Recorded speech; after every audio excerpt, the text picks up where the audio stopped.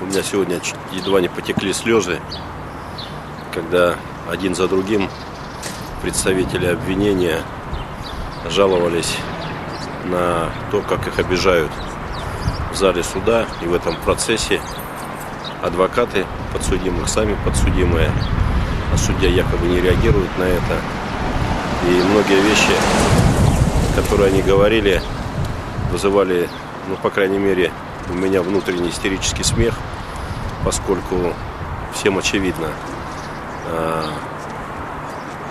мотив этого дела, и что действительно он не в меньшей степени политический, в большей степени экономический. Это захват и разгром лучшей в стране нефтяной компании ЮКОС. Когда госпожа Ибрагимова, в общем, симпатичная женщина, я не мог себе представить, что, в общем, в прокурорской среде могут быть такие симпатичные женщины и при этом исполняющие функции таких палачей. Вот, когда она сказала, что это вы стреляете по воробьям, признав, что на самом деле, наверное, все милые воробушки в синих мундирах, сидящие редком за столом со стороны обвинения, на самом деле воробьи, а настоящие ястребы находятся в другом месте и цепко держат в своих когтях этих синемундирых воробушков, которым очень тяжело, и поэтому они просят вашу честь, судью, никого не отводить и довести это, в общем, гнусное дело, которое им поручили, до конца.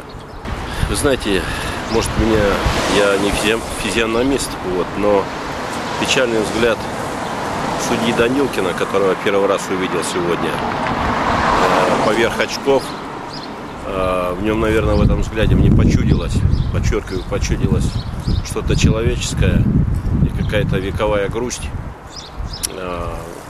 Наверное, у человека есть внутри борение поступить по закону и таким образом войти в историю новейшего российского судопроизводства.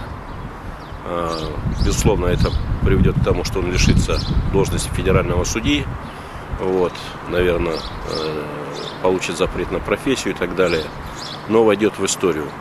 Либо выполнить то, что ему предписывают, какие сигналы ему дают с Кремля и Белого дома,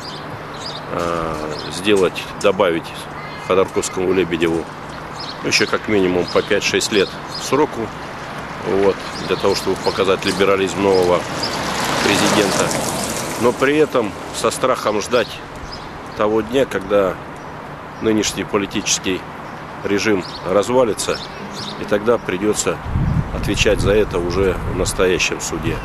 Но если это не произойдет в ближайшее время, то все равно есть другой суд, уже на небесах, который уже нельзя будет, в который позвонить и попросить смягчить его участь. Сегодня, в сегодняшнем мире в нашем, возможны, просто по-человечески, чисто вот такие человеческие поступки? Я думаю, что возможно. И человека, я в этом смысле оптимист, считаю, что есть у человека все-таки, у некоторых людей есть все-таки внутреннее, не все, в общем, стали подлецами, не все вступили в Единую Россию,